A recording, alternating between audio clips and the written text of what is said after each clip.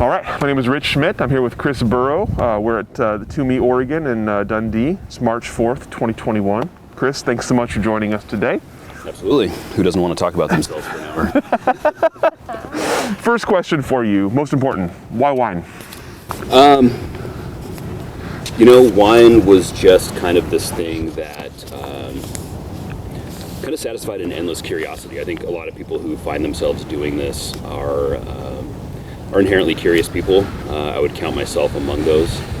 And no matter which avenue you go down, you kind of just find yourself turning corners that you didn't expect. And there's always something interesting and cool around the corner, and just keeps you interested the entire time. And I've not studied any other topic that's been just as fascinating. From wine growing, as we sit here kind of at the top of Prince Hill Vineyard, all the way to everything that we do in the cellar, wine sales, drinking wine from around the world. There's just always some place that you can explore further. In addition to that, food has been always an important part of my family culture.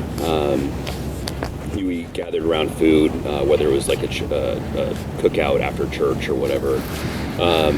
Some of my favorite memories and some of my fondest memories and some of my clearest memories are around people gathering, particularly around food.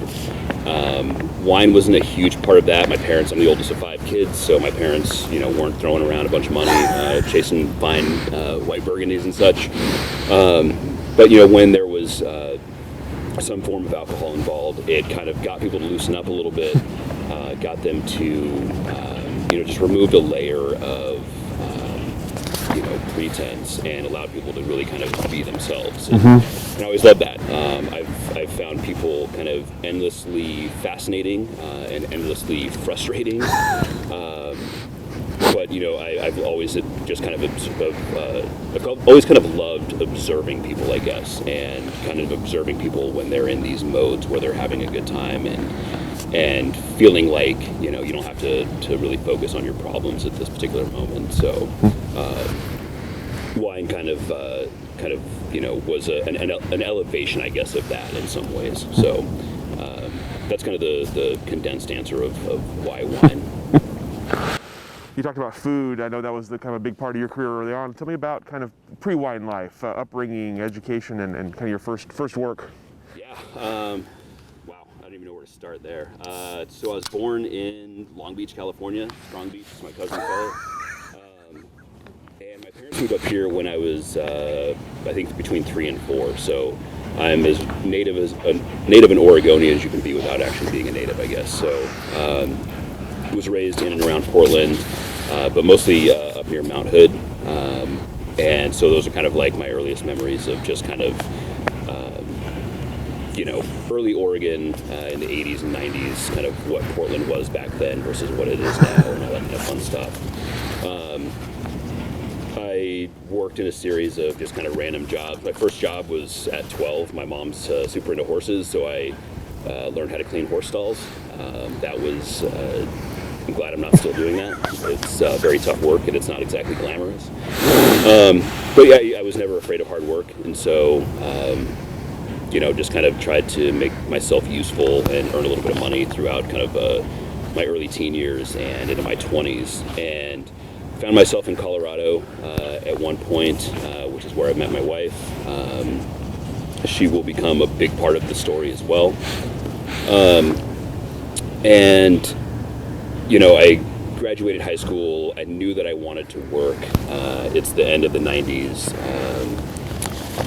And just trying to figure out exactly what I wanted to do. There, at the time, and I assume it's still the same, there's just a huge amount of pressure to make a decision on what you want to do for the rest of your life, which is a huge thing for a 19-year-old kid, 18-year-old kid to try to wrap their head around. So I worked for a couple of construction jobs, worked in a tile warehouse, super exciting stuff. I know way more about tiles still than is reasonable for any human being. About the time that I met Andrea, my wife, my girlfriend at the time, she was like, she had her stuff together because she's that person who always has their stuff together, and we all kind of glom onto those people. And she was just like, you know, you really like cooking, you really like, you know, your love language is food, and you know, kind of pushed me in that direction, and kind of told me that, or, you know, suggested that I go to culinary school. And I was like, you know what, that's actually not a horrible idea. So I went to culinary school, and so we moved back to Portland. She was my fiance at the time, and just kind of bootstrapped ourselves through that. And I thought that once I was done, I would try to run restaurant groups. And I just, you know, it was fascinating to me. It sounded interesting. And so it was just, you know, that was my path. And towards the end of my schooling, John Eliason, who had the Labette label for years, was one of my professors of wine studies. And so, you know, the more and more I was just kind of got involved in his class and really enjoyed what we were doing and what we were kind of exploring, the more I was like, I don't know that I want to work in restaurants. I was working at a restaurant at the time, and you know, it's a brutal industry, and it will beat you up and chew you up and spit you out. And I was like, I don't know if I'm cut out for this. And so I just decided to take kind of a, you know, not to overuse the word pivot in 2021, but kind of just, you know, took a different direction, and kind of decided that I would go into either craft brewing or winemaking. And so I applied for a few jobs at a couple breweries, and then I applied for a job as a tasting room host at Domaine Drouhin. And Ashley Bell hired me there, and I worked in the tasting room there basically for from April of 2006 until harvest that year. And that was kind of my foot in the door, and they, you know, and I haven't been able to get out since, so I'm still here. So from you're at that point, you're thinking brewing or winemaking, or brewing or brewery or winery work. Tell me, at the time, did you have a preference? Did you hope one would work out over the other? I think I had a preference for wine only because it seemed a little bit more glamorous and romantic.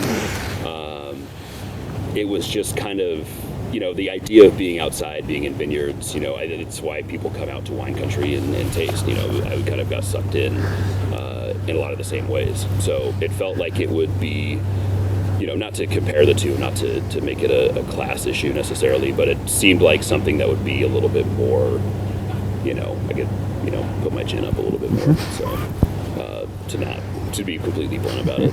So. Tell me about that first experience, about getting to DDO and what that was like for you. It was a brave new world. It was, you know, the Drouhin family came here in the 80s and purchased that property, and kind of was the first big, you know, kind of the first big news in Oregon that really kind of legitimized Oregon, I guess, in some ways. And so I remember, you know, just working in the tasting room and talking to people who led these fascinating lives and, you know, made, you know, gobs and gobs of money, and were buying cases and cases of wine. And you just kind of see this whole different world. And having grown up, you know, out in the woods near Mount Hood, you know, it was a very, very different experience. So you kind of learn quickly to just, you know, my parents were always big on knowing who you are and not letting other people tell you who you are, as a result, having a very strong sense of self. So it was easy to kind of keep my cool in some of those circumstances. But I learned an incredible amount while I was there. That's really where I cut my teeth. And, you know, it was, you know, I'll probably use this term a lot. It was like drinking from a fire hose. Every major shift in my career that I've made has been drinking from a fire hose. So it was, you know, a little bit of culture shock, to be honest. So, but more or less, I just, you know, try to keep my head down and do the job and make sure that you know, I didn't say anything embarrassing in front of the Drouhins most of the time. So that was kind of my big deal. And so I worked in the tasting room for a bit, and then, you know, harvest was coming up. I had kind of made mention to Aaron and Ashley that if they had a spot for me, I would love to stick around, but at the same time was looking at other opportunities and other places to work. And so I applied for an internship at Erath. That will, you know, come in later as well.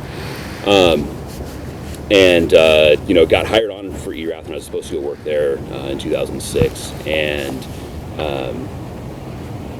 I think, it was probably August or it was getting pretty late in the summer of 2006, and Aaron came to me and was like, hey, we need one more person. Do you want to stick around? And I was like, well, yeah, I've made friends here. I've enjoyed working here. So I called Erath and was just like, I'm sorry, I'm not going to be able to work with you guys, but, DDO is going to keep me on, and it's just an easier transition overall. And they were, not super thrilled because it was pretty late, but they kind of rolled with it, and, that was kind of my, how I ended up going in from hospitality into production. Mm-hmm. So before we get into that, I'm curious about sort of your education process. Wine, obviously, you approached it from a food background, which many people do, and you learned about it through culinary school. Tell me about the education process in sort of formalized education with culinary school, and then sort of getting into DDO and learning on the fly. What was your learning process like, and how much did you have to learn?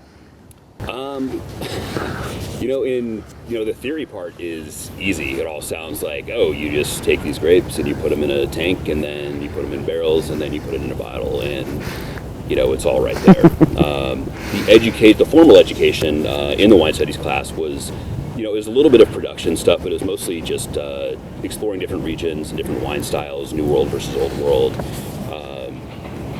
The simple stuff, white versus red versus rosé versus sparkling, and so on and so forth.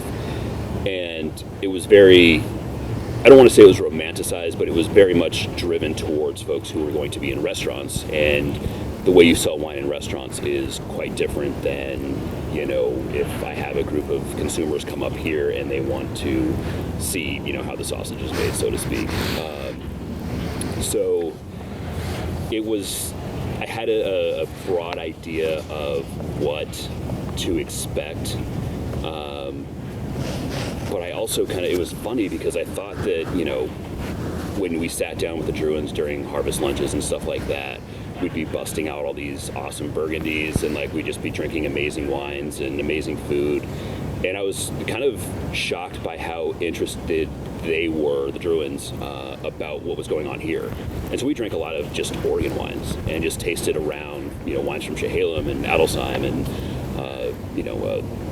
just all over the place. And they were always just very fascinated about what was going on here. And that was kind of, that was interesting as well. It was just kind of like, we drank the awesome Burgundies, but not very often. And, the majority of the time we were just drinking normal, regular, quote unquote, everyday wines. Mm-hmm. And just kind of, getting it gave me a broader sense of, this thing isn't entirely, bow ties and fancy cars and stuff like that. There's some realness, and there's some just kind of cool energy where people are just like, let's just see what's out there. Mm-hmm. And let's just, kind of bring this thing down a level and not make it so intimidating and stupid for everybody. And that was really refreshing. And you kind of got a real dose of realness, I guess, mm-hmm. In a lot of ways, which was I think a big part of what kind of kept me in it, mm-hmm. in the long term, I guess. What was your first impression of the wine itself? What was your first impression of Oregon wine and of what DDO was making and what you were tasting from around the valley, around the area? Oh man, it was a brave new world. It seemed so huge at the time, and I don't know how many wineries there were in 2006, but I mean there's close to 1,000 now, I think, something like that. It seemed massive, but I had I think it was a 2003 DDO Lorraine in my class, and that kind of got the ball rolling in some ways, and so that was a reference point at that point. And then just the other stuff that we were tasting around the valley was just kind of like, it was kind of in that, maybe in the tail end of the Robert Parker stuff where, you're sitting at the table and there's a little bit of trash talking, and you're like, oh, this wine over from this person is, 95 points, and we don't care about scores and blah, blah, blah. And so you get these ideas in your head and you start to think, okay, so this is big style, this is, too much oak, this is too little oak, this is, and you kind of start to kind of make these delineations between, what you like and what you don't like, I guess, probably more than anything and most importantly. But we were drinking wines from, Burrough, which was doing very well at the time in terms of, getting the scores and whatnot. And I thought those wines were cool. And we were drinking wines from Chehalem, which was, I don't know if they were getting scores at the time, but I've always been a big fan of those wines as well. And you just kind of see the diversity of what's possible with the Pinot Noir grape in particular and what's possible in Oregon generally. And so there was never a, oh, this is right and this is wrong. Early in my career, I thought that I would start to have those moments where I was just like, all right, it's all gonna be a narrowing from this point forward, and then I'm gonna have my dogma, and then I'm gonna have, all of the right ways to do it. And I think it's actually been completely flipped, where it was started very narrow and has just become completely wide open. And it's again, it goes back to just being fascinated with what's possible. Clearly, we all have our preferences and what we like and what we don't like, and wines that we prefer and wines we don't prefer. But at the end of the day, generally the bottles get finished, and you can say whatever you want, break it down however you want. But the fun part is hanging out with people and having these little debates, and a little bit of trash talking is never a bad thing. So. Yeah, it was just kind of like, it was a very fast education, but just the takeaway was just kind of like, Oregon's big, Pinot Noir is big, and there's so many different possibilities. So, and again, just piquing that curiosity constantly. So you're getting set up for your first production job, DDO, Harvest 2006. Tell me about that. Tell me about your first harvest, and you mentioned before that kind of the realness or the togetherness of the industry was something that really brought you in and kept you. So tell me about that, your kind of first impressions of what Harvest was like. And oh man, first Harvest it was a whirlwind. My goodness, I have to go all the way back there. We had 2 interns from Italy, 2 interns from France, and an intern from Tasmania. Incredibly enough, I'm still connected with most of them via social media and stuff. It was also the year of the World Cup, where I don't follow soccer. I couldn't have cared less. I probably still don't care as much, but it's a funny story at this point. The Italians and the French had played each other, and there was some sort of headbutting incident, and so all of this came into the cellar, and it was fascinating and funny. Like, it was mostly good-natured, but you could see tempers flaring a little bit, and you're just like, wow, this is not what I expected. The other thing I didn't fully expect was just like the amount of work. Like I said, I had jobs that were physically strenuous, and those were always my funnest, jobs and things I enjoyed doing. I liked being outside. And so we worked some long hours. I knew absolutely nothing about running a pump, about, what even starts a ferment aside from yeast, which is a huge topic in and of itself as well. But it was just like, again, going back to the firehose, you're just like, oh my God, what have I gotten myself into? But you're having a blast. I don't think I learned very much my first harvest, to be perfectly honest. I feel like I was just like throwing FYBs into a destemmer and talking trash with the Italians and trying to pit the woman that we worked with from Tasmania was kind of the oldest one in the group and the one with the most experience. So I just try to pick her brain as you had time, because Veronique didn't have time. They were busy and trying to make decisions, and so you just kind of ask questions and try to figure it out as you go. But the majority of it was just throwing bins and cleaning and having a beer at the end of the day and really feeling like you earned that beer. And it was just like, it was fun. It was so much fun. And then you go home, you take a shower, all of a sudden there's an earwig crawling across your shower, and you're like, what the hell did I get myself into? But then you wake up the next morning and you're a little sore, and I was in my 20s at that point, so it was like, to be a little bit sore felt good. Felt like, felt like sports practice in some ways. And so it was just kind of like, I don't know, it just brought me a lot of joy, and just, you know, it was just fun. And it was like the togetherness of the team, you know, all of these things just kind of came together and made it just like a super cool thing to do and super fun. From that point, after the first harvest, it was tough because, you know, it wasn't super easy to find a job, particularly in production. And so I started looking overseas. I wanted to go to New Zealand. At one point, Andrea and I thought that we would go live in New Zealand. That was the place we wanted to live overseas, and New Zealand was the place. So I was like, well, if I can get a job working there, you know, then we'll, you know, it might be a step or a foot in the door there. So I applied everywhere.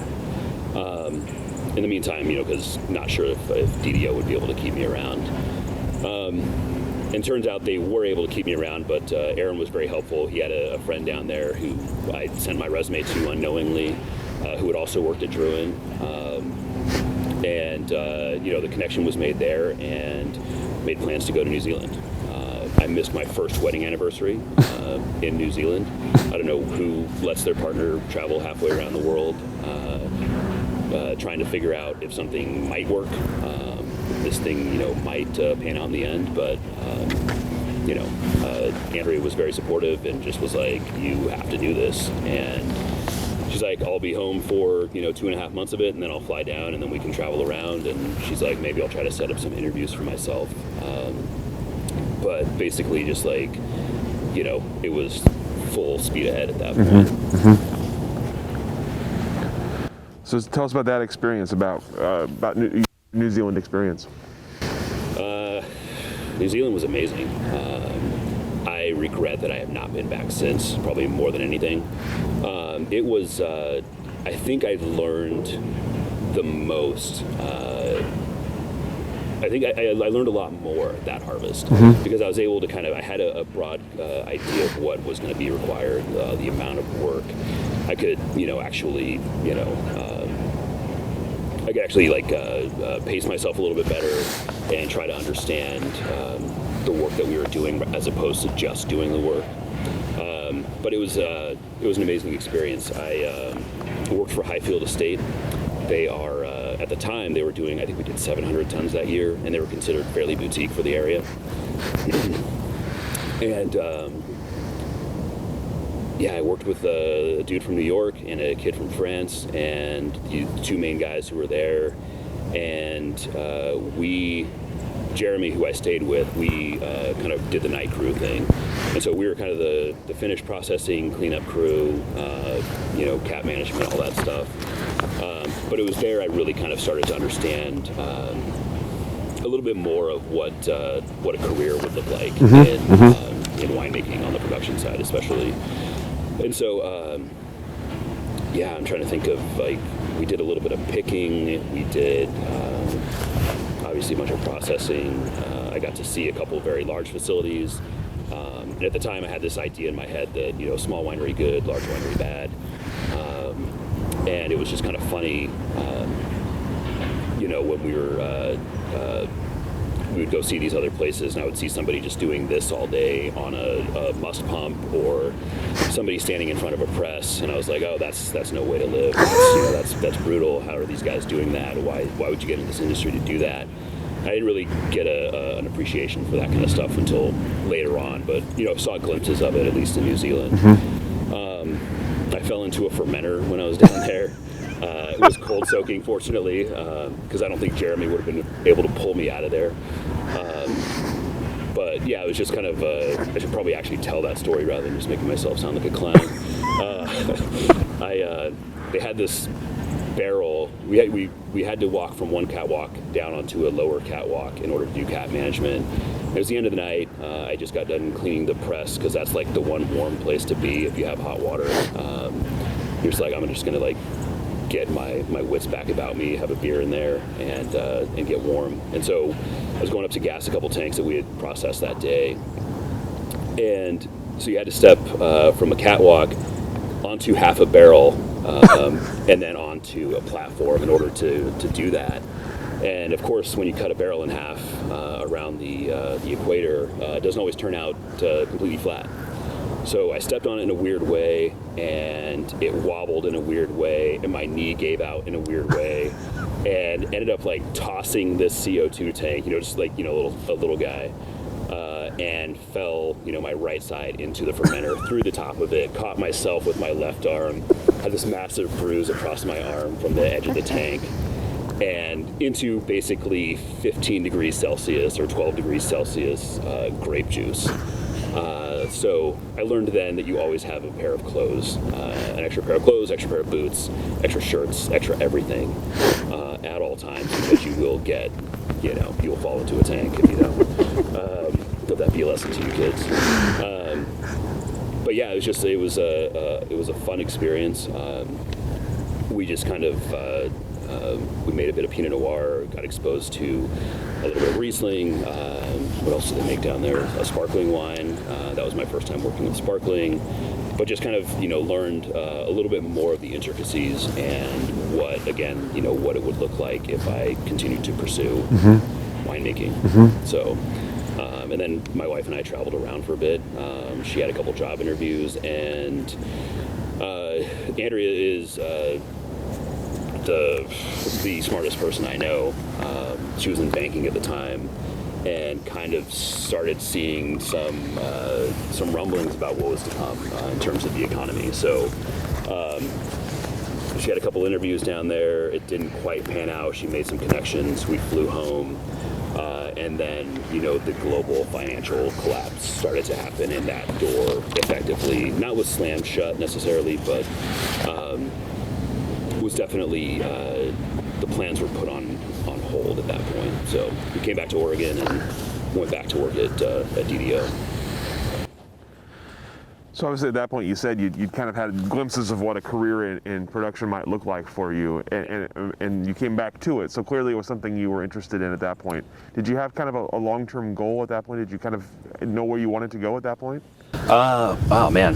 Yeah, at that point I was smitten. It was just kind of like, if I can figure out a way to do this, the pay was horrible, the days were long, all the things, but I really just kind of wanted to figure out a way to make it happen. But I didn't have any sort of, clear idea. I wanted to be a winemaker, but didn't fully understand what that meant. So I figured I'd just kind of take it step by step and try to figure it out, try to make as many contacts as possible and learn as much as possible. In that time, my friend Mark, who was at DDO at the time, moved on to open a wine bar called Press in the, what was the name of the restaurant? Farm to Fork, down in what is now, or what was, Babica Hen. It's been 3 or 4 things, I guess, since then. He left and was going to open that, and so I knew he'd kind of have access to a lot more winemakers than I would, just being in the cellar at DDO. And so I just kind of mentioned to him, like, hey, if you hear of anything or hear of anybody who's kind of interesting and might be looking for somebody, let me know, because in order to move up, I think I'm going to have to move on, because DDO is a great place to be and people don't leave there very often, and in order to move up somebody's got to go. So he it was like Memorial Day of that year, I think it was 2009. I got a call from him. He's like, hey, this guy Tyson Crowley's going to come down and he's going to be pouring wine for us. He's making some pretty cool Chardonnays. You should come check it out. And so I did. Talked to Tyson for a little bit, along with a couple other winemakers who were there. And I gave Tyson my number, and I was just like, hey, if you ever need an extra set of hands in the cellar, let me know. I'm free on weekends. I'll work. I'll take vacation time if I need to come work with you, just to see, a different piece of it. It's a horrible use of vacation time, but I did it a couple times, and developed a fast friendship with Tyson, and so started to kind of see what DDO was relatively small at the time, or medium-sized winery, and Crowley was just getting off the ground in a lot of ways. I think he started in 2005, and so I think that was like, his 4th year in or something like that. And Tyson had been, around. He'd worked at at Erath and worked at Archery Summit, and I just picked his brain a bunch. And he was kind of the person who, when the job came available at Erath, he was the person that I reached out to first, and I was like, what was your experience like there? I know that Saint Michel owns them now. There might be some differences, but I'll be working in that same facility. And what are your thoughts on that? And he's like, if you have a chance to work in that facility, you should do it. There's, they'll have new equipment and blah, blah, blah, great. But the facility is just kind of, it's its own thing. And I think I ran into Jerry Murray at a show or something like that and kind of asked him the same thing, because I knew he had spent some time there, and he said the same thing. They both specifically mentioned the facility, and they probably have better equipment now. And so I'm just like, all right. So had to tuck tail a little bit with Erath, after turning them down for harvest. Just kind of told them, what the story was, but also, like, I'm ready to work. I want to, I'm ready to do something a little bit different. It was a larger winery, so I didn't fully expect I didn't fully expect kind of what was to come in terms of organization and just how well run everything was, despite the facility. But at that point, it was just kind of like, all right, this is a step towards whatever's way out there, whatever I'm going to be doing, 20 years from now in this industry, if I'm lucky enough to stick around. So took the job there. It was what was it called? It was a bottling line supervisor or something like that. Something super, super sexy. And, I'm sure you've heard before, like, if you can run a bottling line, you will always have a job in this industry because it sucks. But that was my primary job. During the summer, like, we bottled about half of the Oregon bottling, the orange label stuff that you see everywhere.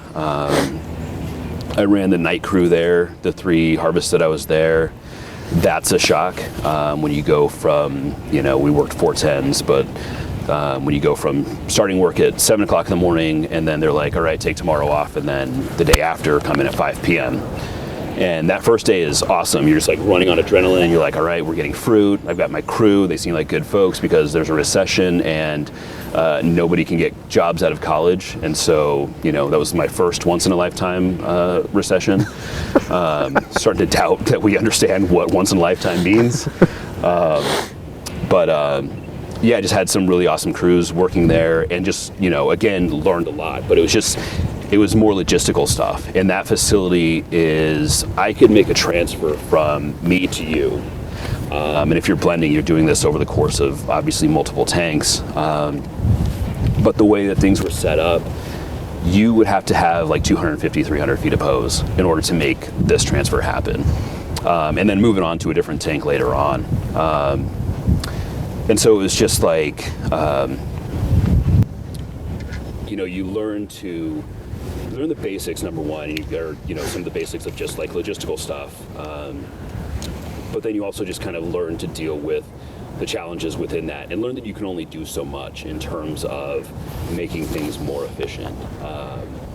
And so we basically, sometimes the work just becomes the work. And, you put in some long days, there's a lot of area that's uncovered. So again, you're learning to, not only do you need another change of clothes, you also need another pair of boots, an entire a set of rain gear, and any number of accoutrements to keep yourself warm or cool or dry or, any number of things. So it was a fun place to work. The team that I had there was awesome. Still friends with a couple of folks there.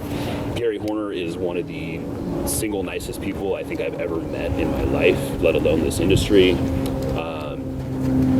And he's just, he has his way of doing things. He's a very smart guy. And I just enjoyed kind of watching him work and trying to glean something from, what I'm seeing him do while I'm trying to also, do the work. So, we did all of the higher end wines. We got wine from Prince Hill here. We got wine from Leland over towards Oregon City. We got wine, or not wine, we got grapes from all over the place. And so I got just to see another cross section, again, going back to different wines from around the valley, but also different grapes from around the valley at this point, because we were just getting stuff from everywhere, Southern Oregon, the other side of the valley, everything. So it was just like this, again, drinking from a fire hose, just all this information coming in. Learn how to run a bottling line, which is, a wild thing. You learn, you think you fix one problem here, but it only creates another problem over there. Then you fix that problem. Now there's a problem here. Meanwhile, you've got a bunch of temp workers who are talking your ear off and asking you what you do if you won the lottery, and you're just like, I don't have time for this. The screw capper is acting up. But like just a lot of character building funny stories in running a bottling line that are, wildly frustrating in the moment, but they kind of it's the stories now that are some of my favorite, where you earn a little bit of street cred doing some of that kind of work. Basically just putting your head down and being willing to do anything. So you said you were at Erath for three harvests? 3 harvests in almost 4 years. 4 years? Yeah, February 2010 to till 2013 sometime, May 2013, something like that. So you got the Erath experience. You got to see the facility, obviously. The original Dick Erath facility. There was one main barn where like all the older tanks were, and then there were a few outbuildings where other tanks were, some tanks outside, some dry storage. But all in that footprint that Dick built, so it was pretty intense. But it was, like I said, it was a lot of character building, funny stories. But that facility will try every bit of your patience, but it'll make you better at what you do, I think. So it was an altogether good experience, I think. So what's next? What happened next?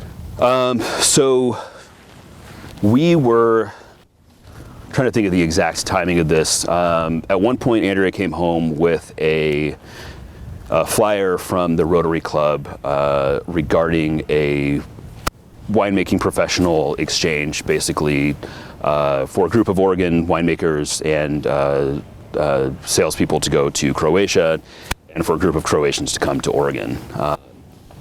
And kind of just bounce around and discuss ideas and see each other's countries more or less. And so I was basically like, Andrea's like, you should try this. Again, I don't know if she's trying to get rid of me or just wants me halfway around the world at various points in our relationship, but encouraged me to basically like, all you have to do is write a little essay and go to a little interview, and what do you have to lose? It's a free trip to Croatia, and then I can come join you. That might actually be her motivation there. So I wrote an essay, had an interview, and then was selected to do that right around the time that Erath or St. Michel had decided that they were going to transition out of the old facility and into, I think they moved everything down to 12th and Maple. And it was, the timing was kind of perfect because we were on our way out at Erath, and there was this other opportunity to kind of meet some new people and try to figure out what the next step was going to be, but also have a little bit of fun. So together with Wynn Peterson Nedry, Tom Champagne, Wynn's at 00 and RR. She was with Shehalem at the time. Tom, I think, was with Raptor Ridge at the time, and then Rebecca Bellingham, who was with R. Stewart. The four of us went over there along with a member of the Rotary Club and just ate and drank our faces off more than anything. Idea exchange, sure. All around Croatia. So we started in Zagreb, went out to Split, all the way down the coast, all the way back up the coast, into the interior of the country, and just really, in addition to having a great time, met a lot of really great people who were just kind of like, the fall of the breakup of Yugoslavia didn't happen that long ago, and it's still very real in a lot of the minds of the folks out there. And so it was just kind of like, it was jarring in some ways, especially on the interior of the country that kind of suffered the worst of the wars that happened. There were pockmarked buildings. We visited a vineyard that they helped clear of landmines, or they helped clear the land of landmines, then planted a vineyard there. And they're like, literally, don't go outside the fence. And we're just like, that's a completely foreign concept to most of us. And so we were just like, it was just a pretty intense and amazing experience. And again, we had a lot of fun. Everywhere you go, they're trying, they make the best of this or make the best of that. Stuffing you full of cured meat and wine and, talking trash about their neighbor. It was very, very similar to Oregon, where you're just like, all these people are just, they're doing kind of the same things we're doing in a slightly different context. And so it was a pretty incredible experience to, number one, be seen fit to be to represent Oregon in some small way, but also the connections that I made. I'm still very good friends with all of those folks. Wynn is one of those people I call when I'm like, hey, I've got a fermenter that's doing this and it smells like this. What do you think?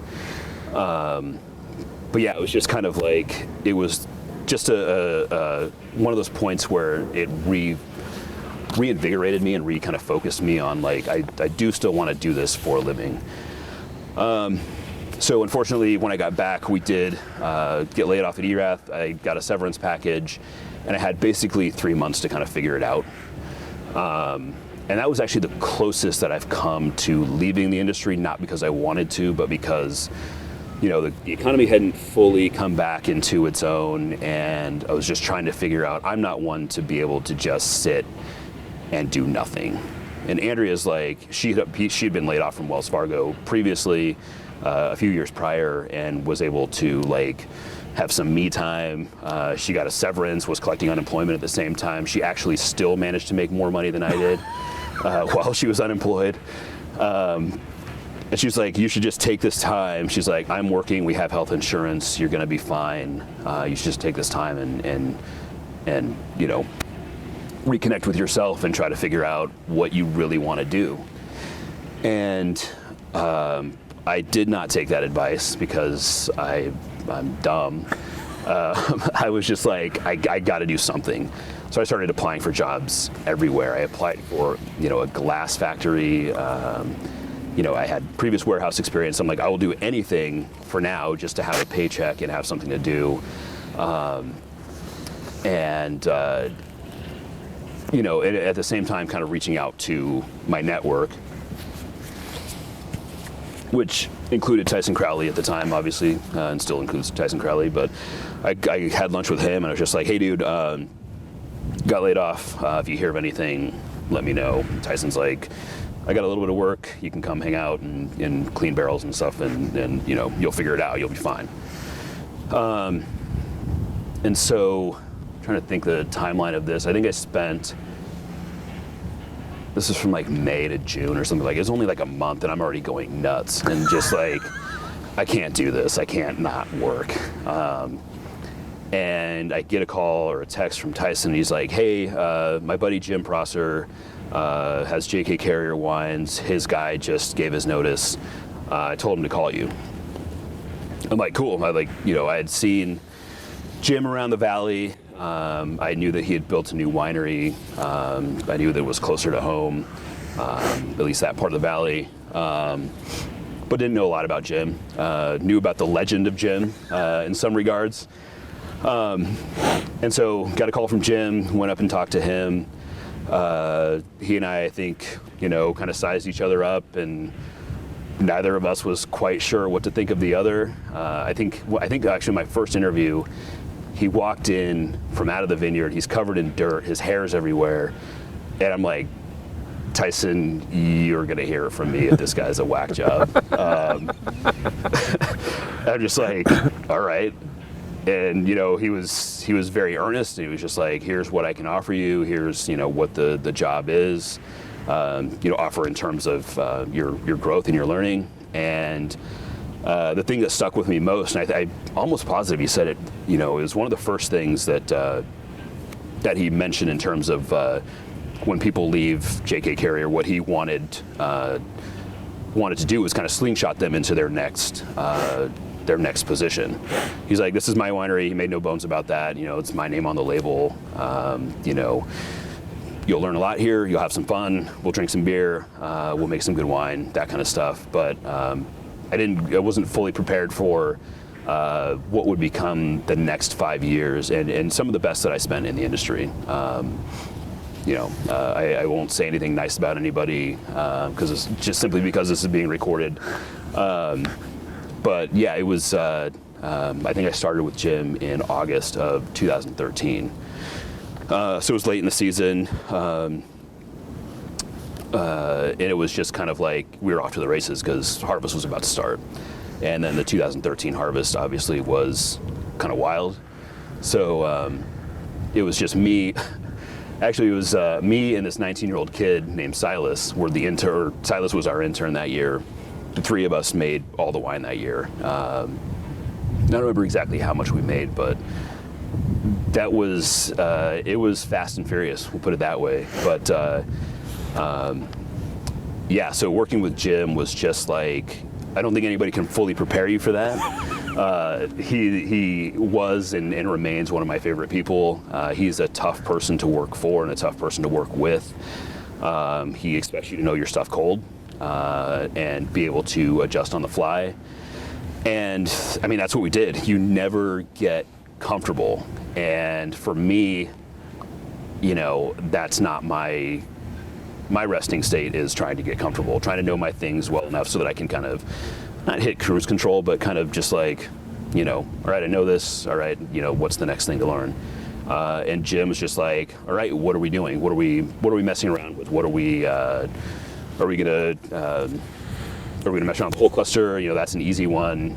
We started doing these kind of wild Saunier ferments separately, and then adding the juice back to the fermenters, and just kind of it was always something different, and you never kind of got comfortable in your thinking. And I didn't realize how helpful that would be, kind of just in a general sense, because we have so much vintage variation in Oregon. You always have to think on your feet. And so there's always something coming, and you have to be flexible, but you have to know your stuff well enough to be able to knock it out of the park if the pitch looks good, so to speak. So it was just kind of like endlessly frustrating. I love Jim to death. I think there was no shortage of times where I could have punched him in the face, and probably vice versa. But I had a blast working there. That was. We were driving tractors. I got all sorts of vineyard experience that I hadn't gotten prior. It was close to home. It was laid back. It was most of the time it was just us two or a third person who would work with us in the vineyard, and I learned a ton. So it was just kind of like that was the first. I'd consider Tyson a mentor as well, but that was kind of the first person that I worked with that I considered a very direct mentor, and somebody who somebody who I think took my growth seriously as well. Not that other people didn't, but it just felt like that one-on-one was what I had been looking for, and thought probably should have come earlier in my career. But I think I had a bit of a sense of entitlement early on. That I kind of lost over the course of my career. And then when I found myself in the position of working at J.K. Carriere, was just wanting to make as much out of it as possible. So that was, it was a ride. But no, Jim's still a very good friend. In fact, once things are all back to normal, we'll probably get our tasting group up and going again. But yeah, I can't say enough about my time up there. I know,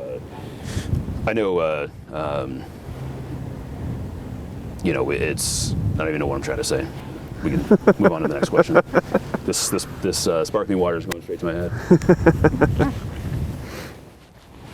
So you had talked about one of the things that attracted you to Jim Prosser, working with Jim, was the idea of slingshotting, the idea of like your personal growth and then finding your next thing. So at what point did it become time to find the next thing, and how did that come about? Man, it was, I guess it would have been about this time in 2018. God, it's been 3 years already. It was, I was starting to feel like, that I had gotten what I wanted to out of the experience, and not necessarily that I needed to leave immediately, excuse me, but just like I wanted to kind of see what else was out there. And at about that time, I saw I saw an ad in Wine Business, and I don't think, if I remember correctly, they listed the winery name. Sorry. You're good. All right. I don't think they listed the winery name, so I was just like, I had heard about Silver Oak purchasing, at that point, that's how it was kind of in all of our heads. Silver Oak purchased Prince Hill Vineyard, and I kind of put two and two together, thinking that, maybe this is part of the same thing, but it was for an associate winemaker position. I read the job description. It sounded kind of up my alley, plus a few things that I knew, were maybe a little bit, setting my sights a little bit beyond where I was maybe at. Mm-hmm. But that was a challenge for me. I looked at it as, what can it hurt, number one, and number two, kind of see what these guys are up to. Like, there's new blood in Oregon. I'm from here. You're always kind of curious about outsiders. There's obviously Oregon can be a little bit insular at times. And so I applied, and just kind of was like, let's see what happens. And so I got contacted a few weeks later, had a phone interview, that went well. They reached back out. Turns out it was Silver Oak and Twomey. This was going to be part of their Twomey label. And I knew next to nothing about Silver Oak at all, or Silver Oak, and then nothing about Twomey. So it was like really quickly just start researching as much as I could, find out about these guys and find out about what the company values are. And Andrea is in process improvement. She has been since I met her. And one thing that stuck out on their website was this idea that we have yet to make our best bottle of wine. We're constantly looking to improve what we're doing and become better at what we do. And that really stuck out for me. And in ways that I didn't quite expect it to, but it resonated with in our home, and then resonated with me personally. Mm-hmm. And so at that point is when I started to actually get excited about the job. The second interview ended up being at a hotel in Portland. It was very dimly lit. I walk into this room, there's 4 people, all up from California, and I'm just like, I haven't had a job interview in 5 years. And I was just like, oh man, this is, it's intimidating. Obviously Silver Oak has a reputation, and it's Napa, it's California, it's Sonoma, it's all these big things, and what the hell am I doing here?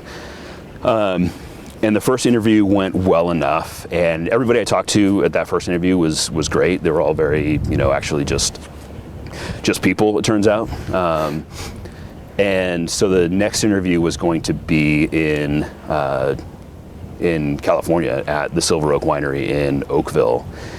And that was even more intimidating than the dimly lit hotel room, or the little conference room at the hotel. And so they flew me down. In the Oregon wine industry, as it is, it's small. We all know each other. You start getting these, the rumor mill starts going, and you start kind of knowing who's in the conversation. And, I was in a conversation with people that I have a massive amount of respect for and are people who are friends of mine. And that adds a complicating factor. I'm a fairly competitive person, but it was intimidating, to say it, to put it gently, and wondering how in the hell I'm in this conversation with, these people who know a lot more than I do, who've had a lot more experience and would be, amazing at this job. And so flew down to California, again, had another interview, brought a wine that I had made at Carriere from the 2016 vintage. Some young vine fruit that I got for a steal, just for fun. And, the interview went well. They liked the wine. And, I think it went well, or obviously it went well, but I was just the whole time I just feel like I was shaking and not fully, again, how did I get here? Total imposter syndrome. And once the interview ended, I went down to the tasting room and tasted through the Silver Oak lineup.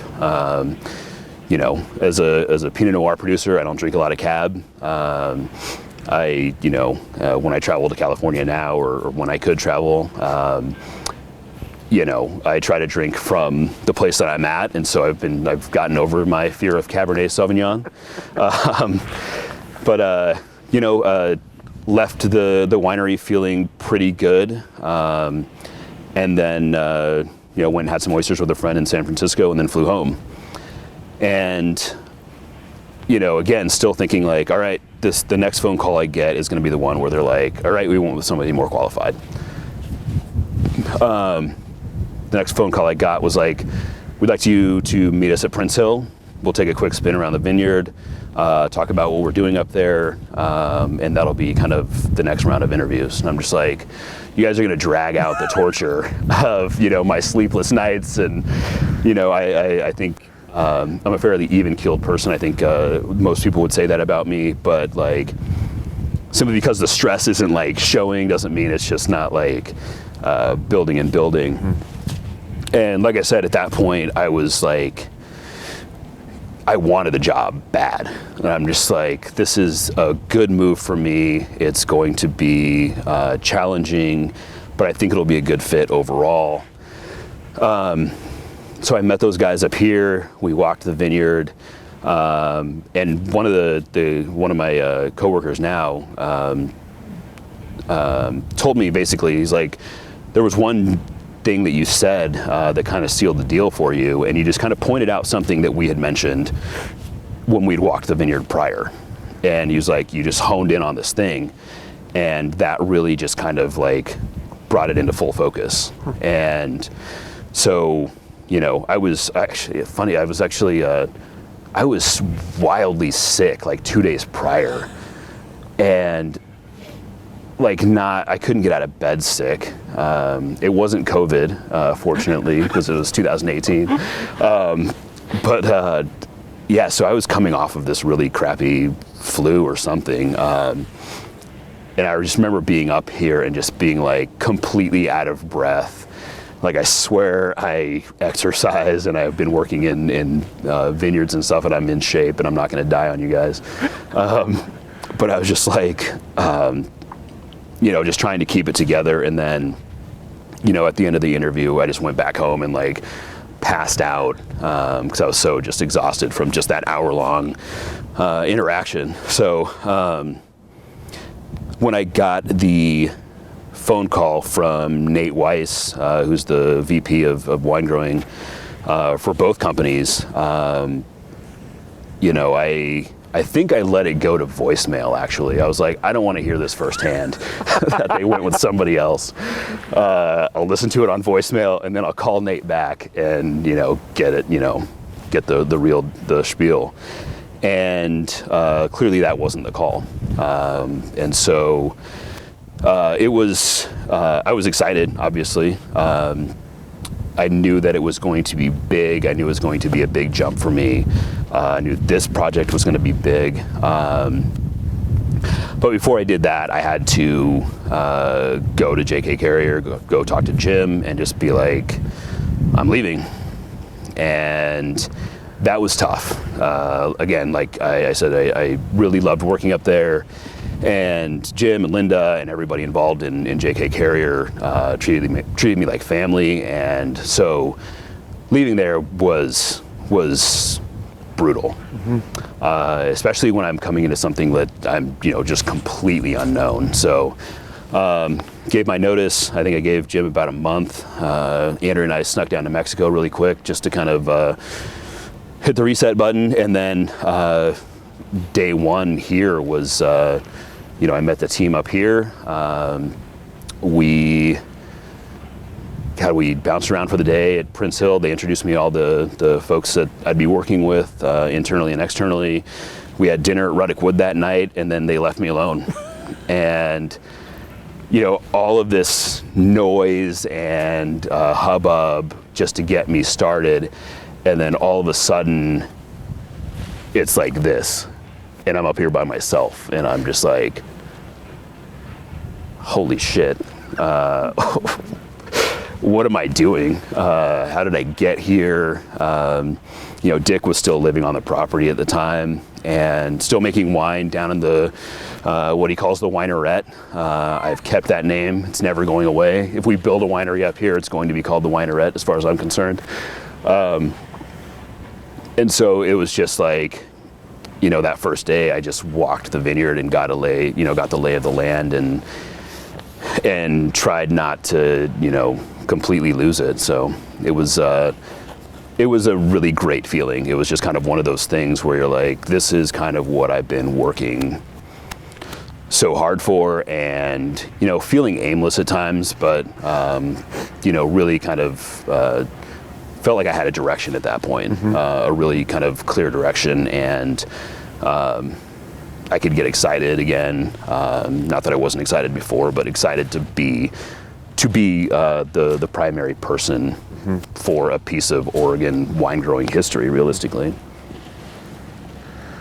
You talked about as you kind of looked over the job title or the expectations, that there were some stretches for you, some things that were out of your comfort zone. Tell me what you understood your job to be, what the project was, what the goals were at that time, and kind of how you attacked it starting on day 2, I guess. Yeah, fortunately, like, Nate's a very organized person, which was very helpful. He kind of, before I even started, sent me with a list of things that they were thinking about and projects that they were wanting to get done while they were up here, or at least in the short term.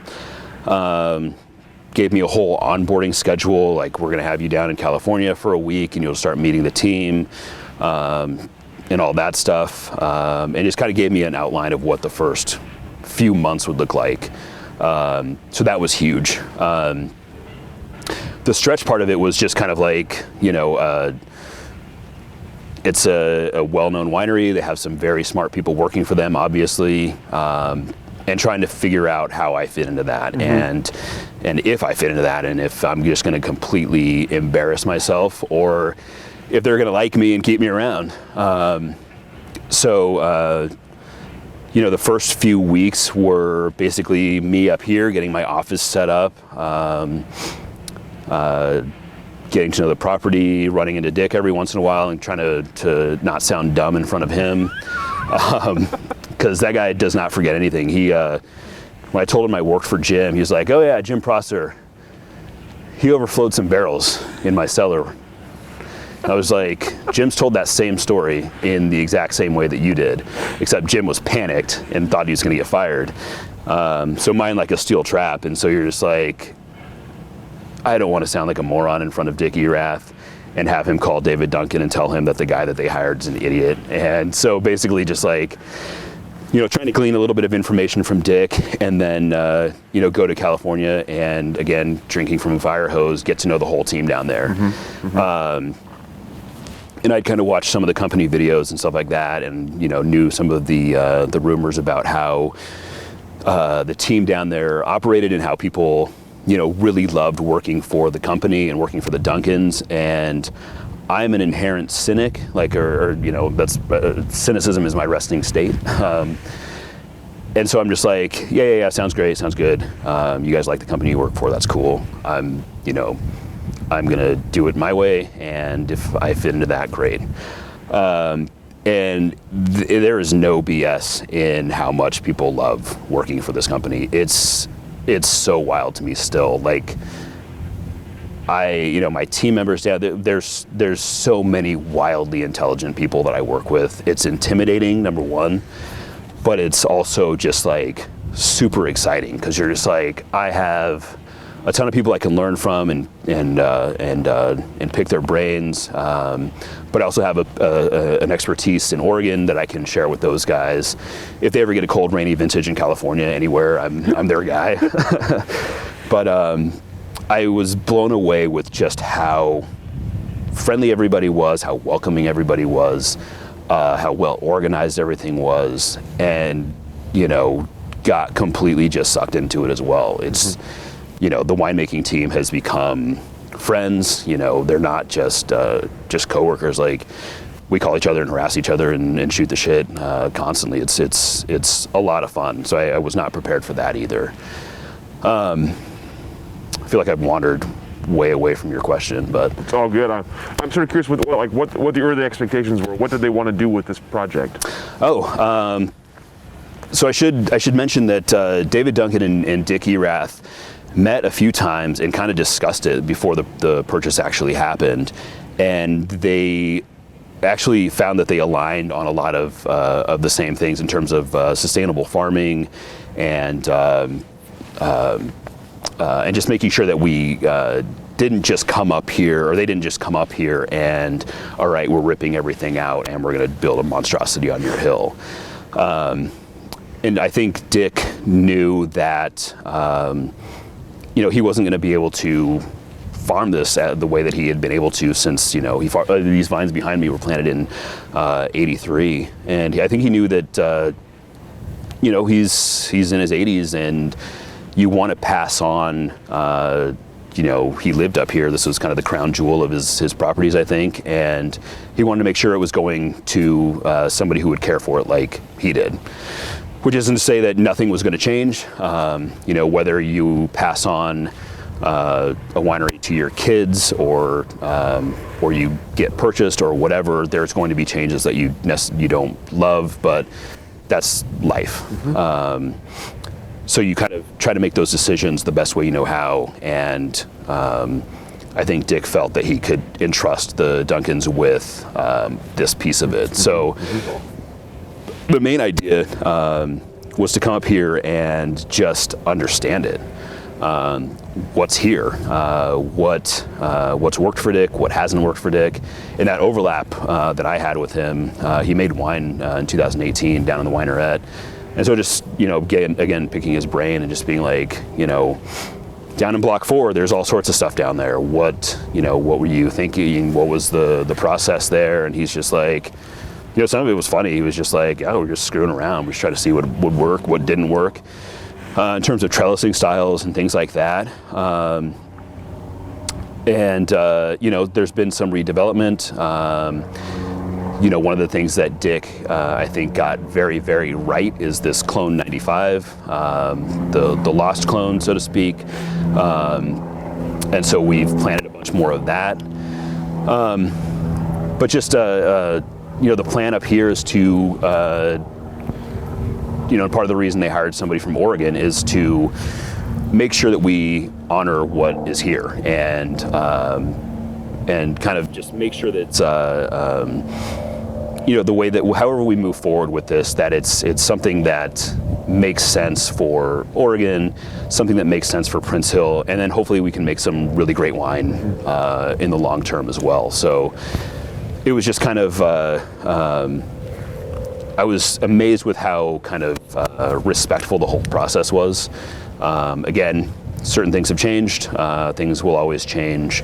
But if you spend 10 minutes talking to Dick about Prince Hill, he's a large man. I'm sure he was, back in the day, he was a pretty intimidating force. But he lights up. It's hard not to get sucked into his excitement about this hill. So I imagine that the way that I got sucked into it is the same way that the rest of my team did, and they're just like, you know, we have to make this, you know, we have to take care of this and really kind of continue to tell this story of this site. So yeah, that's been kind of the main piece of it. It's been, you know, I don't know exactly, I know some of the long-term plans, we'd like to have a winery up here and that kind of stuff, but I'm kind of just, you know, I'm still picking up pieces of it day by day and learning about it and understanding it better. And you know, I think that's kind of the big picture, is just to make sure that we're not making any fast decisions, and that the things that happen up here are thoughtful and done well. So that's exciting. You mentioned kind of getting to know the vineyard first, getting to know Prince Hill first. Tell me your impressions of it and what you saw that you wanted to work with, and what you saw that you thought you needed to update. Like, tell me about getting to know it and how that process went for you. Yeah, so they had started doing a little bit of redevelopment before I started, and then in 2015, Dick had actually started doing some redevelopment, kind of in the areas to the east here, and so I came on and just kind of tried to start understanding what the plan was, more or less. So we replanted 14 acres, a little bit of Chardonnay, and then a handful of clones of Pinot Noir, in addition to the stuff that Dick did, which was that Clone 95. And so it was mostly just working with RP on the development itself and collaborating with the team in California to kind of execute the decisions that they had made. And then, you know, I had helped at JK Carriere. We had done some redevelopment, and so I had a little bit of experience on how that stuff worked. And I just tried to more or less just understand what the plan was in terms of that. And then in terms of the existing vineyard, it was still trying to just get the lay of the land and just kind of, I don't know, just get out and walk the vines and understand what's here and what needs to be improved. You know, the vines, you know, they were well cared for, but we made some pruning changes that I think have made the vines a lot more healthy, especially in Block 3 here, which is kind of surrounding us. Block 4 is, you know, there's a lot of stuff down there. There's some really great pieces of that, and, you know, again, going back to pruning and just making farming adjustments and really just trying to understand, you know, what we're doing in terms of cover crop, getting away from herbicides, you know, what the cultivation plans are going to be, just all of these things. And I don't even fully understand every one of them, which is why I kind of lean on my team in California and then my friends in the industry. But just, you know, more or less just trying to understand what the plan is, execute the plan, and then be a part of whatever the next moves are, and make my voice heard as it's necessary, and shut up when it's necessary. Sometimes that's important. But, you know, hopefully, if and when we do more redevelopment up here, we can do it in a similar way as to these other blocks, and I don't know, just make really great decisions in terms of you know, how best to utilize this hillside. So your path here had a lot of different stops, a lot of different sizes, a lot of different styles of wine, a lot of different people you're working with. Oh, yeah. I'm curious about developing your own kind of philosophies along the way. Like when it came time to vineyard management, when it came to winemaking, how did you kind of develop that philosophy over the years, and how would you describe it now if given all the freedom, how do you manage vines? How do you make wine? Yeah, I mean, you take pieces and parts away from everybody that you work with. The Drouhins, you know, kind of, you learn that wine is food there. And it doesn't always have to be this elevated, elegant affair. At Erath, it became more technical. I was there 2010, 2011, pretty tough vintages. And you just kind of learn that sometimes you have to do things that, not bad things by any stretch of the imagination, but things that, in an ideal world, you wouldn't have to do. You start more heavily sorting, your yields tank, just all sorts of challenges present themselves, and you have to make the best decisions that you can. Mm-hmm. JK Carriere, kind of the same thing, but there was some farming tossed in there. Jim's going in more of a definitely organic route, which I have a lot of respect for. It's definitely tougher. It's not for the weary. If you want to farm organically, it's more expensive and it's way more labor intensive. And then the winemaking, the wines are, Jim also worked at Erath and worked at DDO. So, it's an amalgam of those places as well, plus his own philosophy. And so I don't tend to be a very dogmatic person. I like to think that kind of in the vein of Prosser is, know your stuff, know the basics, know how to clean, know that sanitation is important and stuff like that.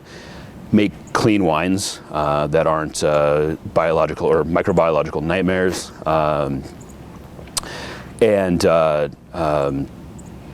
Farm in a way that's not detrimental to the planet. Or at the very least your hillside there, and it's I think that I'm still remaining fairly flexible. Again, going back to I had a very early on in my career, I thought I would have everything just super dialed in 15 years in, and at this point I'm still learning and I'm still taking these things in. I just signed up for a winemaking chemistry class because it was a place that I felt like I needed some additional work. So it's never too late to pick up more information. But I'm not a dogmatic person. I want to do the things that are best for both the vineyard, the planet, the people who farm this stuff, who often get overlooked sometimes. All of these things kind of come together and become a part of how this all works. And so my biggest thing is I want to make wines that are delicious. I want to make wines that are long-lived. I want to farm in a way that is responsible. I think that is something that's constantly adjusting as we learn better, what soil health looks like. We can get away from herbicides all we want, but we still have to deal with weeds. How do we do that without just burning a bunch of dinosaur bones? These things are questions that I just constantly have and constantly mull over. And so I don't know that I have any sort of nailed down philosophy. It's just kind of well, here are the basics. We know the basics. Now we have to be flexible, What is it? Bruce Lee was be water, be like water, or something like that. Just try to not get so wound up in my own ego and my own worldview that I can't be flexible and try to figure things out as I go. So that doesn't really answer your question, but it's just kind of still trying to figure it out while also kind of being cognizant of what I've learned on the way. So. We talked before the interview that we would talk about 2020. I promised you we would. So let's talk about 2020 a little bit. Yes. A couple different crises in 2020. Let's start with the pandemic. Obviously, it came first. Tell us how it affected you, your wine life, your work, and also how you saw it affect the industry. Whew, wow. 2020. It's I don't want to get too far out from your question, but I don't think that we're going to fully understand the impact of kind of this moment in human history for a very long time. What we went through or are going through as a planet, as a species, I think, is insane in a lot of ways. In some ways it kind of gets hard to talk about wine, and which seems so frivolous in time where, you know, there's 500,000 people who've died from this thing. And for me personally, I imagine that some folks will relate. It was just this compounding series of, as you said, just stressors. And then, by the way, every way that you normally deal with stress, you can't have that. You can't go to the gym, you can't travel, you can't see your family. All those things that, you know, make life tolerable when it gets tough. And so, for me personally, there's, you know, the virus hits. Trying to think. Yeah, the virus. Oh, it was the virus. Kind of. You know, at first it just seemed like, okay, we all just like hunker down for a couple weeks. This thing will be over. And then it's just like new information comes out, misinformation comes out, disinformation comes out, re-information comes out, and it starts to just build and build and build. And by the way, you know, my trips to California, I was down there about once a month. You know, that gets stopped. You know, and then I'm working from home, and like, you know, half of the reason I love this job is because I get to come up here and I get to be here. So that goes away except for once a week. And then again, more compounding, you know, you've got videos surfacing online of people flipping out because they have to wear masks and throwing produce and shoe boxes at kids working in retail situations. We all watched a video of a man who looks like he could be a member of my family, have his neck kneeled on for 10 minutes.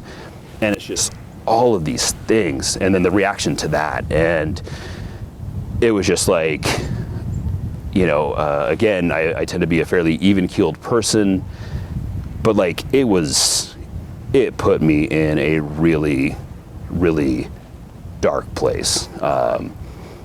And that was tough to just kind of, at one point, just kind of, as you're kind of thinking about how you're processing things, it just was just like, I need to figure out a way to feel better, because I'm not going to survive this if I don't.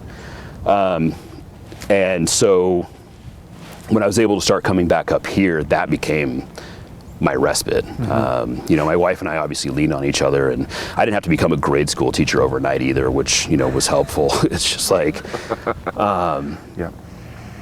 But coming up here and just getting this perspective, you know, humans have been making wine for thousands of years. There have been world wars in there have been civil wars, there have been pandemics, there have been localized diseases and such.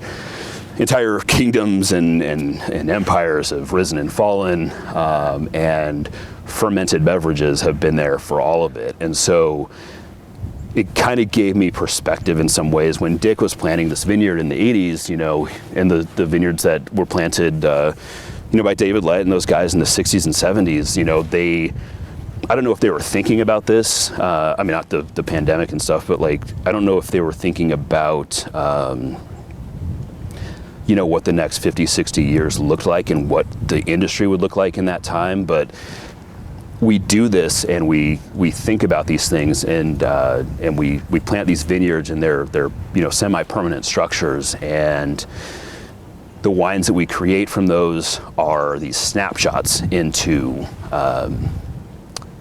the place and the time that they were created. And that's, you know, that's how we've done that, you know, as people who have fermented things for a living, you know, have done that for thousands of years. And so it helped me kind of just be like, all right, you know, this sucks, this is tough. You don't get to do the things you like. You're miserable, but I could come up here and at least be like, people have survived things like this before. You know, in some weird way, it somehow made things make sense. It made me feel like, you know, there are longer term plans. 2020 is going to end.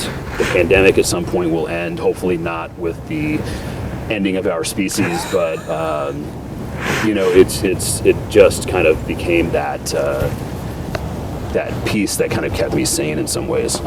That breeze is getting chilly. Whoever watches this is going to be like, Chris has been shaking. He's nervous the whole time. It's like, no, I've got a 35-degree breeze going down my back. Very pleasant little breeze. So you get through all that, you get it through summer, and then the other part of 2020 hits, and you're dealing with fires at harvest. So yeah. Tell me about harvest 2020 and how you handled it. I was at Win Peterson Nedry's house. I can't remember if it was for a baby shower. We were gathering out on her back deck.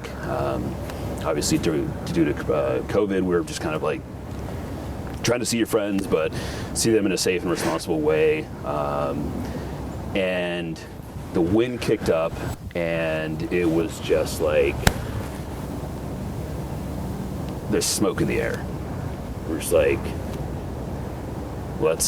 that's not good, but how bad could it be?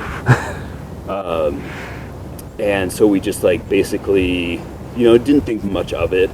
But as kind of the afternoon rolled on and the days following, and we kind of started to see just how intense the smoke was going to be, obviously I think as an industry, just got very nervous. What does this mean? How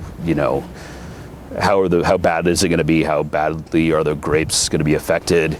Unfortunately, or unfortunately, depending on how you look at it, my team in California had been through this a few times, and so they made a couple trips up here, and we just kind of tried to, number one, see what was in front of us, and then start making plans on how to deal with it. And we'd also had a kind of a poor fruit set, so yields are going to be down anyway. And so how do we make the best wine with the small amount of grapes that we have, given the circumstances? And, fortunately, we were able to make some early picking decisions and really just kind of, or not make early picking decisions. We picked, kind of in the early days of the smoke, and those wines are seemingly free and clear. And we're going to make a very, very small amount of Pinot Noir as a result. But it was just kind of like, leaning in on their experience and trying to understand, like, what have you guys done in years past? What are the technologies available? Are we just going to have to absolutely destroy these wines in order to make something drinkable? And they're like, this sucks. We're dealing with the same thing in California. We'll get through it. We will make some wine. It will be good. There'll be a lot less of it. And that was kind of our focus. Mm-hmm. And it was just like, let's do the best that we can given the circumstances. Mm-hmm. So it was tough. We had to make a lot of really tough decisions in terms of what fruit we're bringing in, both from our site and from other sites, and made some phone calls that you don't want to have to make in your career. But it just, in the end, I'm glad that we made some wine, honestly, because I don't want to let 2020 win in some way. You want, when people drink these wines, whenever that is, I want to, make sure that we have that snapshot mm-hmm. of, what was a very stressful and wild year. So, I'm glad that we were able to do something. And so we're actually taking a kind of a deep dive into those wines right now, and getting ready to start blending trials. So, it'll be challenging, but at the same time, like, I'm excited about the little bit that we'll actually get to make. So, mm-hmm. And the rest of the team is as well. We put together some preliminary blends, and folks are happy. So. So tell me about the future for yourself and for the project here. What do you see for yourself as you look ahead, and what do you see for Twomey here as you look ahead? A lot of that stuff is still pretty up in the air. What I do know is that the Duncans and the entire team in general are very, very excited about Oregon and excited to be here. They're excited about the possibilities of what Prince Hill has to offer, but also, like, are there other sites that we should be looking at as well, should they become available? Mm-hmm. I know that they want to build something up here in terms of a winery. That's exciting. And so my piece of that is more or less just kind of, taking it day by day. In most ways, not trying to get too excited about what's possible, but knowing that they have kind of a piece of that for me, and that I'm kind of their main person up here in terms of production, and I get to be, the person who's like, what are your thoughts on this? In places that I haven't, in ways that I haven't necessarily been previously in my career. So that's super exciting. And seeing their excitement makes me excited again as well. Again, we have these little pieces of this, of the industry that makes us excited. IP&C is always one of those for me. Dick Erath's excitement about this site, and then seeing the team come up here and just get excited about Oregon and be excited about what's possible is exciting for me. So honestly, just being a part of that and kind of helping in the ways that I can help, and remaining flexible, and if they, depending on what they have in mind for me, if that works overall in the long term, awesome. If I need to shift my worldview a little bit, great. That part doesn't bother me. What I really want to do more than anything is just make sure that we grow up here in a way that respects Oregon, and kind of adds something to the industry rather than trying to be something that's a separate entity altogether. I think a lot of people who come to Oregon do so because of what Oregon is, and maybe some of those folks become disillusioned if Oregon changes too much because it's not what they wanted it to be. And that's just life. The only constant in life is change, and somehow it's the only thing we all know how to complain about. But I want to make sure that I'm a part of growing this entity up here in a way that, is respectful to Dick and to Prince Hill, but also to the David Letts and, all the other folks who kind of got this thing up and going. And, so we could come along and add our own stamp to it. So, I don't have any super specific answers because I don't know, but I'm flexible, and I'm excited about the possibilities. So, you talked earlier about when you got into the industry, how much growth you've seen in the years since you've been in the 15 or so years since you've been part of it. Oh, yeah. Tell me, what are the biggest changes you've seen in Oregon wine? What's different about it now versus then, and where do you see it going? Obviously, there's been a lot more investment from outside of Oregon, internationally, and from companies within the U.S. Some of it has happened in ways that has been a little bit scary and a little bit kind of jarring, and I think that that outside entities have learned how to approach Oregon, not with kid gloves necessarily, but in a way that isn't so scary for the locals. Like I said, we're, Oregonians are insular people sometimes. And it's been nice to kind of see folks or entities come in and, down to the individual level. Most of my friends in this industry are from other places, and that's exciting. That's there's new perspectives. There's diversity coming in that regard, both in terms of ethnicity, but also in terms of mindsets and things like that, and new technologies and new ways of just looking at kind of the same old thing. So that's been kind of the biggest change. Like, in 2006, I don't know how many wineries there were, but it seems like there's a new one every other week now. And there are folks who are planting different varietals, getting away from Pinot. There's a long road to get to knock Pinot off of its throne, but I don't think that'll necessarily ever happen. But yeah, I think there's a lot of people coming here with new ideas and fresh perspectives, and I think that's a good thing overall. What else?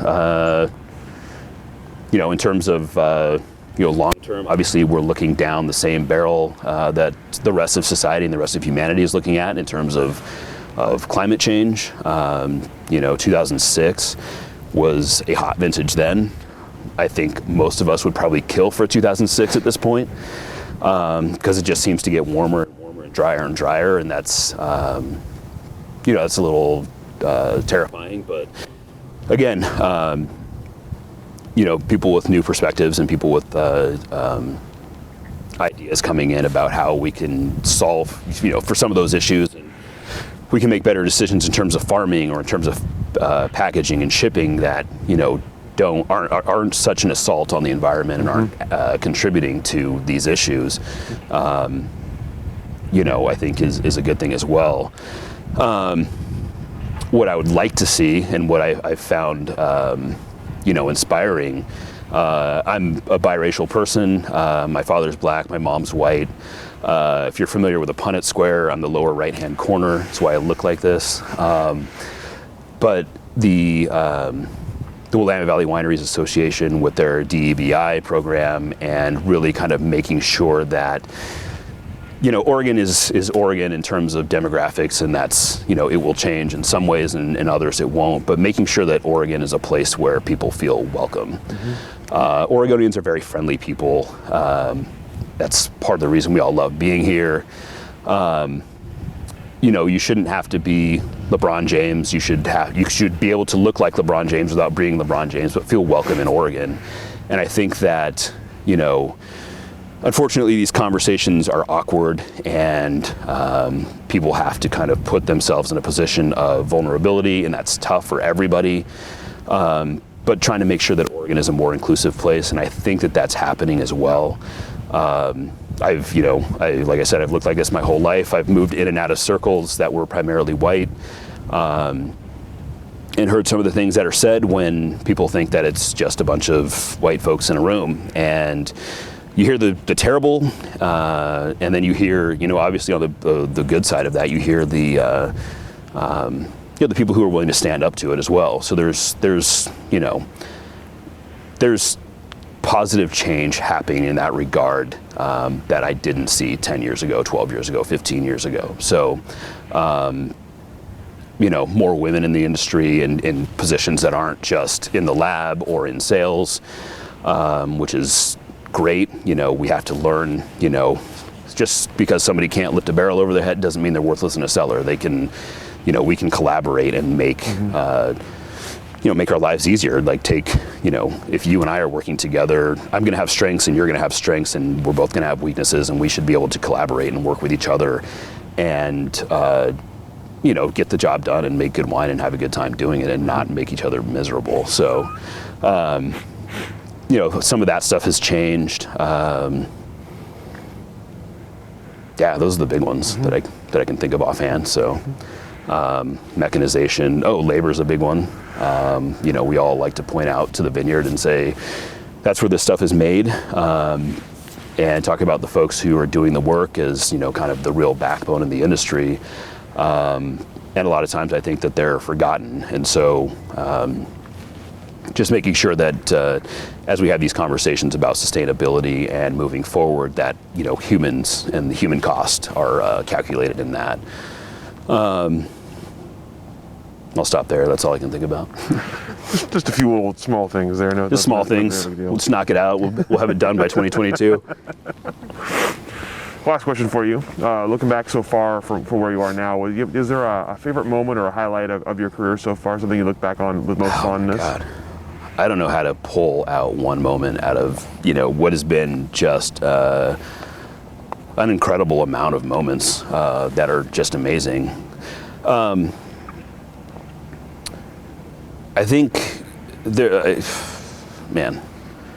I think the thing for me is always going to be when I take something that I helped create and I put it in front of people that I care about. There's not a lot of people get to put something tangible in front of people and say I did that. So I've had thousands of those moments. I sent my dad some wine. He couldn't care less about where the grapes came from, how it was made. But just he posted it to his Facebook, and he's just like, excited about it. And it's like, I helped bring that about, and there's something that my dad can show his friends or whatever.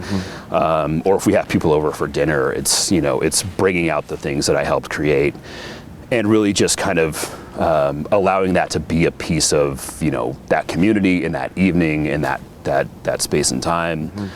And like I said, there's thousands of those moments, but most of them are all pretty amazing. I guess the one that I would have to say, well, it's just because it was a big moment in general, but also just a really nice gesture by a good buddy of mine.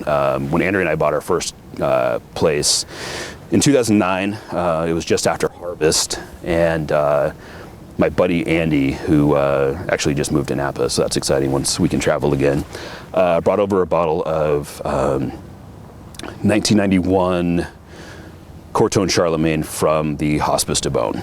And, we're just like gathered in our kitchen with like a few of our close friends, and he brings in this amazing bottle. I think we had maybe 4 wine glasses between the 8 or 9 of us, and just kind of, couples would share a glass, and then some people who were just comfortable sharing glasses, kind of came together, and we just poured this wine, no food, no nothing, in this, this massive, for us at the time, investment that we had just made, and this big moment in our lives. And that was just kind of like, oh yeah, this is why we do this. This is, hopefully when somebody takes a bottle away from, the tasting room here at Prince Hill, that, maybe they're thinking about somebody who's having a big moment like that as well. So yeah, out of thousands of moments, that's the one I'm going to choose.